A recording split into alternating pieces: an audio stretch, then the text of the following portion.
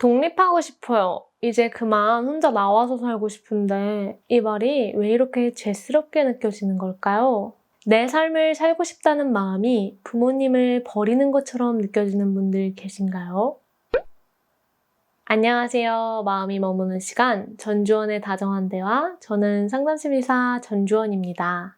부모님께 효도하고 가족이 서로를 잘 챙기는 우리의 문화 덕분에 가족 간에 더 끈끈한 유대가 만들어지기도 하죠. 그 관계가 건강하게 유지될 때는 정말 큰 힘이 되는데 때로는 그 끈이 너무 촘촘하게 엮여서 가족과 나 사이의 경계가 흐릿해지기도 해요.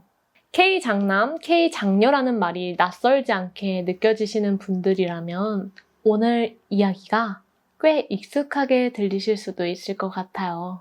내 삶을 살고 싶다는 마음과 가족에 대한 책임감 사이에서 지쳐가고 있지는 않으신가요? 오늘은 함께 그런 이야기를 나눠보려고 합니다. 사연 함께 읽어볼게요. 저는 주변에서 다들 인정하는 전형적인 착한 딸입니다. 부모님이 저를 키우느라 얼마나 고생하셨는지 잘 알기에 한 번도 석석이지 않고 부모님의 기대에 부응하며 성실하게 살았어요. 그런데 이제 30이 넘어 저만의 공간을 갖고 싶어 독립 이야기를 꺼냈는데 부모님의 그 서운해하시는 표정을 보니 심장이 덜컥 내려앉더라고요. 네가 나가면 우리는 누구를 의지하고 사니? 라는 어머니의 말씀이 자꾸 귓가에 맴돕니다. 제 인생을 찾아 떠나고 싶은 욕심이 마치 평생 고생한 부모님을 버리는 이기적인 행동처럼 느껴져서 밤마다 죄책감에 잠을 설쳐요. 친구들은 다들 하는 독립인데 저는 왜 이렇게 마음이 무겁고 괴로울까요? 부모님의 감정을 살피느라 제 행복은 늘 뒷전인 것 같아서 서글프면서도 막상 부모님 곁을 떠나려니 제가 나쁜 사람이 된 것만 같아요. 저는 평생 부모님의 든든한 지원군으로만 살아야 하는 걸까요? 네, 평생 부모님의 지원군으로만 산다는 말만 들어도 숨이 턱 막혀옵니다. 30이 넘도록 한 번도 속썩이지 않고 착한 딸로 살아오셨다고 하셨는데요. 독립 이야기를 꺼내기까지 얼마나 많은 용기가 필요하셨을까요? 그렇게 용기 내서 꺼낸 말에 잘 생각했어, 응원할게 한마디만 돌아왔어도 참 좋았을 텐데. 서운해하시는 표정과 누구를 의지하냐라는 말 앞에서는 더 이상 주장하기 어려우셨을 것 같아요. 그런데 사연자님, 착한 딸로 살 수밖에 없었던 데는 분명히 이유가 있어요. 아이는 자라면서 자연스럽게 자신의 목소리를 내며 주장성을 키워갑니다. 근데 그게 가능하려면 그 주장성을 받아줄 수 있는 든든한 대상이 필요해요. 싫어, 나 힘들어, 나는 이렇게 하고 싶어 라고 말했을 때 흔들리지 않고 버텨줄 수 있는 부모 말이에요. 그런데 부모님이 늘 힘들어 보이고 지쳐 보이고 내가 조금만 더 얹으면 무너질 것 같은 느낌이 든다면 어떻게 될까요? 아이는 자기 마음을 꺼내는 것 자체를 포기하게 됩니다. 내가 참아야 해. 내가 더 잘해야 해. 그게 사연자님이 착한 딸이 될 수밖에 없었던 이유일 수 있어요. 가족 치료에선 이런 상태를 융합되어 있다라고 표현하기도 합니다. 가족이 서로 너무 밀착되어 있어서 한 사람의 감정이 다른 사람의 감정이 되어버리는 상태이죠. 어머니가 서운해하면 내가 잘못한 게 되고 내가 독립을 원하면 부모님을 버리는 게 되는 것처럼요. 경계가 없으니 내 욕구와 부모님의 기대가 뒤섞여 버리는 거예요.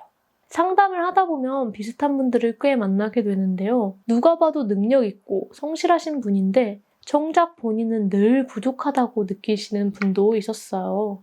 대기업을 가도 어려운 시험에 합격을 해도 부모님께 내가 번 월급을 다 갖다 드리면서 나는 원하는 옷 한 벌 못 사 입으면서도 부모님이 흡족한 표정 한 번 보지 못했다고 호소하시던 분도 기억에 납니다. 쉼없이 노력하고 심지어는 성취해내면서도 스스로를 늘 부족한 사람이라고 여기며 살고 있었어요. 부모님의 기대가 내 자존감의 기준이 되어버린 거죠. 사연자님도 혹시 그런 느낌이 드신 적 있으신가요? 내가 잘하고 있는데도 어딘가 늘 모자란 것 같은 느낌이요. 하나 더 말씀드리고 싶은 부분은 사연자님만 스스로의 삶을 살지 못하고 있는 게 아니라 어쩌면 부모님도 자녀를 위하는 삶, 자녀에게 의존하는 삶만을 살고 있다는 거예요. 만약 사연자님이 곁에 계속 있어야만 부모님이 살아갈 수 있다면 부모님은 자신의 삶을 스스로 꾸려갈 기회를 영영 잃어버릴 수도 있어요. 자녀가 떠나도 괜찮다는 걸 경험해보지 못한 채로요. 독립하는 건 버리는 게 아니에요. 오히려 부모님이 스스로 설 수 있도록 곁에서 한 발 물러서는 일일 수도 있어요. 그리고 그 한 발이 사연자님께도 처음으로 나를 위한 공간을 만드는 일이 되고요. 물론 그게 말처럼 쉽지는 않겠죠. 오랫동안 쌓아온 패턴은 결심 하나로는 바뀌지 않으니까요. 머리로는 이해하더라도 마음 한켠에는 죄책감이 남을 수도 있습니다. 그래서 이런 시도를 할 때 혼자 감당하려 하지 않으셨으면 해요. 믿을 수 있는 사람과 이야기를 나누면서 내가 원하는 삶을 살고 싶다는 마음이 이기적인 것이 아니라는 걸 조금씩 느껴가셨으면 해요. 동시에 내가 원하는 것을 주장할 수 있는 건강한 마음이 차츰 자라나면 선택을 할 수 있는 힘도 자연스럽게 생겨날 거랍니다. 독립을 꿈꾸는 건 배신이 아니에요. 그건 그냥 어른이 되고 싶다는 마음입니다. 오늘부터는 그 소중한 마음을 있는 그대로 충분히 가져보시길 바랍니다. 그러면 오늘의 사연곡 들려드릴게요. 가사 중에 괜찮아 가도 돼 라는 구절이 있어요. 오늘 이 영상을 보고 계신 분 중에 그 말이 필요했던 분이 계셨으면 좋겠습니다. 한 걸음이면 충분해요. 응원이 닿기를 바라며 지금까지 다정한 대화 전주원이었습니다. 오래된 집안에 익숙한 자리, 내 몫인 줄 알고 꼭 붙들고 살았어. 창문 너머 바람이 불어올 때마다 잠깐 눈을 감고 딴 곳을 봤지. 처음으로 문 앞에 서던 날 등 뒤에서 들려온 작은 한숨 소리, 발걸음이 굳어버린 채로 다시 돌아섰어 그 자리로.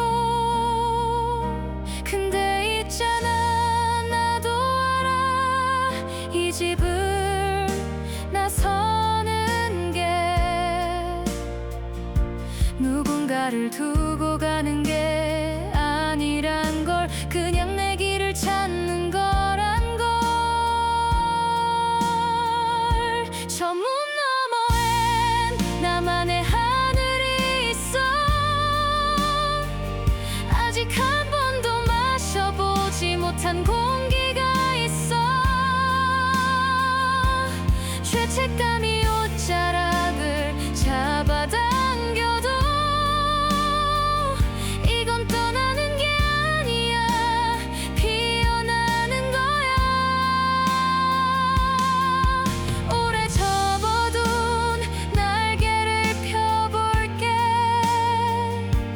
서툴러도 괜찮아, 처음이니까.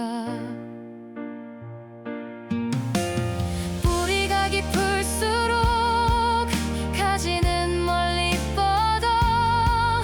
그게 나무가 자라는 방식이잖아. 곁을 떠나는 게 아니라 각자의 햇살 아래 서는 거야.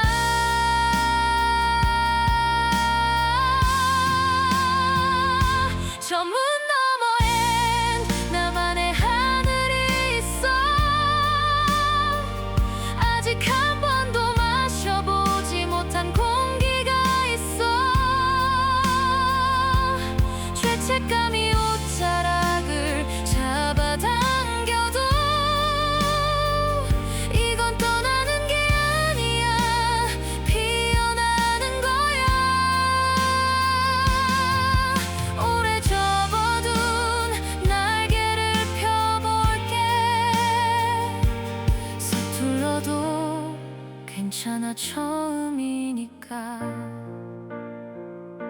괜찮아 가도 돼 오래 기다려온 너의 계절이야